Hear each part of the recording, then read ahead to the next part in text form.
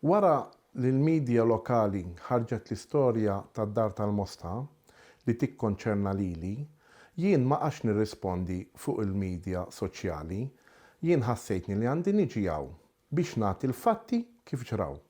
Bħala amministratur ta' kumpanija tar-reklut u nġibu n-nies minn barra biex jaħdmu f'lukandi, fabbriki jew mal-gvern, aħna ngħinuhom biex jikru flats jew appartamenti biex ikunu jistgħu jissettjaw. Di l-għajnuna noffru ilhom biex huma jkunu jistgħu jsibu alternattiva fejn għandhom jimmuvjaw biex ikomplu l-ħajja tagħhom Malta. Nhar is-Sibt li għadda jien nirċevi telefonata fuq il-mobile tiegħi minn ġirien ta' din id-dar li ma' ġirien qalli li ma jistax jidħol ġol garax tiegħu għax daw l-istaff li jorqdu f'din id-dar ħallew il-muturi quddiem il-garax tiegħu li dan ir-raġel kien ilu jikkuntattjahom u jkellimhom u jgħidilhom biex ineħħuhom u daw il-muturi qatt ma jneħħuhomlu. Jiena dak il-ħin ikkuntattjajt in-nies li qegħdin jgħixu f'din id-dar u ħadd ma ried ineħħi dal-muturi. Biex tifhmu aħjar is-sitwazzjoni li għandna f'din id-dar tal-Mosta, hemm ammont ta' ħaddiema li jgħixu hemm li tnejn minnhom qed jaqlaw l-inkwiet mal-ħaddiema l-oħra, anzi kisru kamra tal-banju, qalaw il-portieri ta' kullum kien, hemm ħsarat fl-amara u qed jedduni biex jiena d-dar ma mmurx fiha.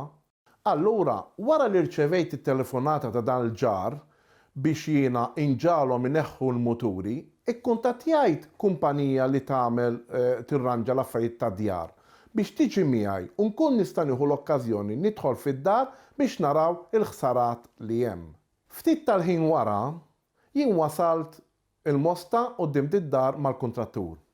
Malli wasalt quddiem id-dar, sibt ċavetta fuq iċ-ċint li ma ċavetta ħadd mhu suppost iħallija fuq iċ-ċint għax dik tfisser li daw qed jużaw din id-dar għas-subletting li ma subletting m'għandhomx dritt jużawh. Jiena dħalt mal-kuntrattur.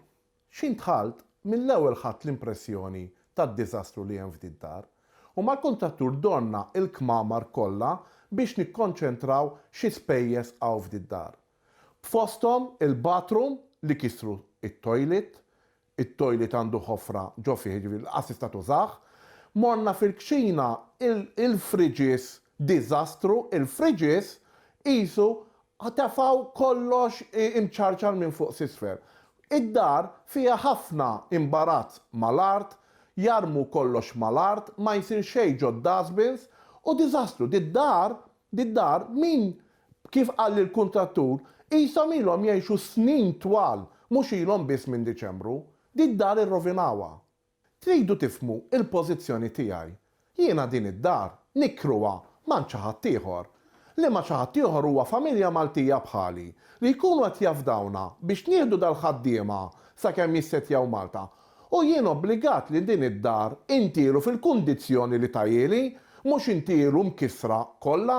Jien ma nistax li ma nissapportjax għax hemm ħafna nies huma ġenwini u ma jaqlawlix inkwiet. Allora jien ma nistax nagħlaq da servizz billi ma nikkoperax ma' ħaddiema oħra li qatt ma qalaw l-inkwiet. Jiena rrid nieqpa' li minn fejn inċemper biex nordna ikonna aċċess ta' dar oħra, ma nistax jiena daw in-nies iħamġuni u ma jaċċettawx iktar nies minn tagħna. Waqt li kont fid-dar u jiena mal-kuntrattur ftemna biex itini kwotazzjoni tal-ispejjeż li hemm u did-dar biex tiġi mbajda, jiena sellimt il-kontrattur u telaq. U hemm dak il-fatt spiċċajt waħdi. Malli spiċċajt waħdi, jitlu żewġ minn nies li qed jaqlawna l-inkwiet man-nies l-oħra li anke n-nies l-oħra qed idejqu u bdew jadduni għalfejn ġejt fid-dar. Bliema dritt inti tidħol f'did-dar meta did-dar qiegħda fuqi biex jien nikri għal dan nies. Jiena dak il-ħin għattilhom tiqpawx tgħidu għad il-kelma, ma tistgħux li tkeċċuni minn hawn ġew. Jien ma nistax noħroġ minn hawn ġew, hawnhekk fuq ismi. Jiena qed nagħtikom is-servizz. Jekk intom m'intomx kuntenti f'din id-dar, immuvjaw tmorru x'imkien ieħor. Wieħed jaħdem ma' kumpanija ta' sliema, ma da ma jaħdimx ma' tribi, jaħdem ma' kumpanija ta' sliema u li ma' kumpanija keċċietu u issa qed ifittex xogħol. L-ieħor li kien jaħdem l-uffiċċju tagħna ħlief fuq it-telefon ma kienx jagħmel xogħlu u llum m'għadniex nafdawh ġol uffiċċju. L-ebda ħaddiem li nġibu aħna bħala kumpanija tar-rekrut ma nistgħu norbtuh li jibqa' magħna bil-fors. Aħna once li nġibuhom huma għandhom dritt jimmuvjaw biex jissettjaw mal-kumpanija li jkunu qegħdin jaħdmu. Aħna ir-recruit company xogħolna hu li nġibu nies minn barra jekk sakemm il-kumpanija li nkunu ngaġġajnihom ma jarawx kif suppost jew kif jixtiequhom għandhom dritt jibatuhom lura għandna u aħna intuhom staff ieħor. Tridu tifhmu wkoll li daw biex jipprovokawni qegħdin jirrekordjawna xin fl-ebda ħin ma nirrekordja meta nispjega l xi ħadd il-ħsarat li hemm ġod id-dar. Bdew jirrekordjawni biex jiena iġibuni taħt pressure li jiena li qed ngħidilhom mhux veru. Imma min ħajara is-sitwazzjoni li għandna fil-Mosta ħajinduna li l-kamra tal-banju ma nkisritx kombinazzjoni xi ħadd kissira b'saqajh. Waqt li intom rajtu l-video, jiena ddewni ukoll li jekk insewwi din id-dar u nirranġa għall-oħrajn mhux għal-jom, għall-oħrajn jerġgħu ikissru ili. But dak il-ħin tant kemm irrabjajt itlaqt il-barra. Tridu tifhmu wkoll li dawn in-nies minn Diċembru la ħalsu dawl u laqqas ħalsu l-kera. Suppost jħallsu l-kera u jħallu depositu li ma' flus aħna għadna ma ħadnihomx. Anzi, wara li nqalla dak il-video li der, il-Pulizija tal-Mosta ordnawlu biex iħallsu biss 100 euro lili biex inserraħ ras kulħadd. Dawn in-nies jiffirmaw kuntratt magħna li huma għandhom 900 euro paga u fejn ibatuhom jaħdmu aħna niqpaw warajhom biex ituhom paga ta' mhux inqas minn 900 euro. Fl-ebda ħin m'għandna l xi ħadd ingaġġat magħna u jieħu paga inqas minn 900 euro. Jiena nixtieq niddikjara minn hawn li kontra daw in-nies m'għandix. Jiġifieri jiena ħaniqpa' naħdem mal-ħaddiema l-oħra hekk u hekk daw it-tnejn nista' rreżinjaw min-naħa tagħhom għax aħna ma keċċejnihomx u jiena qiegħed dejjem għas-servizz tal-ħaddiema li japplikaw magħna biex nagħti servizz il-kumpaniji Maltin. Fl-aħħar nett, irid nuri id-dispjaċir tiegħi għax dan il-ġurnalist li kiteb din l-istorja ċempilli biex jintaqa' miegħi u kont available biex niltaqgħu u fehmtu l-affarijiet. Ma nistax nifhem l-aġenda tiegħu għaliex l-informazzjoni li tajni aħna ma ħareġ xejn fuqha. Għalhekk jiena nixtieq nirringrazzjakom li almenu il-Maltin semgħu il-żewġ tiqnieper biex ikunu jafu il-kwistjoni fuq xiex kienet. Grazzi tal-li smajtuni.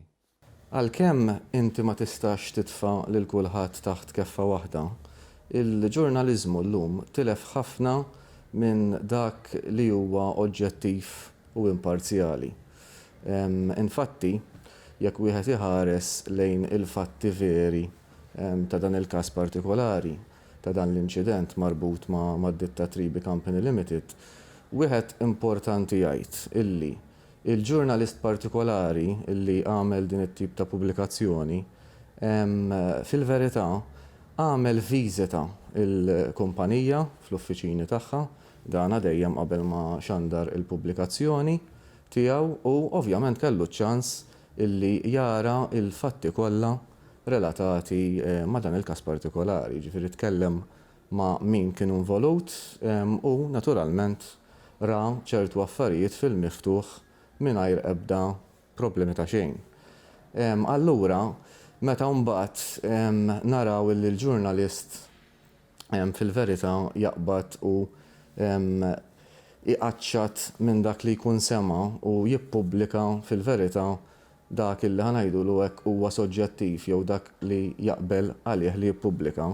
Inħoss li dina mhijiex xi ħaġa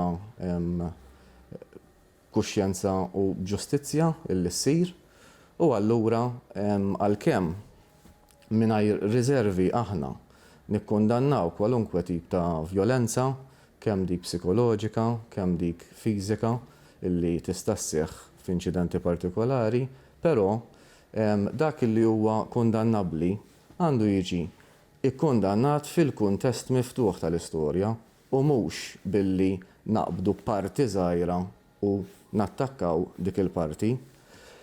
Jiena bħala l-avukat tal-soċjetà Tribi Company Limited, bħala l-avukat ukoll tal-persuna illi der fil-filmati illi qed jagħmel dak it-tip u joħloq dak it-tip ta' inċident, inħoss illi mill-evalwazzjoni tiegħi, mill-assessments tiegħi u anke bħala persuna illi li nafu għal tul ta' żmien, inħoss illi bħala imgħallem jimxi tajjeb ħafna mal-ħaddiema tiegħu u perswas illi f'dan il-każ it-tip ta' ġurnaliżmu li sar ma kienx jiġġustifika verament il-fatti li ġraw f'dan l-inċident.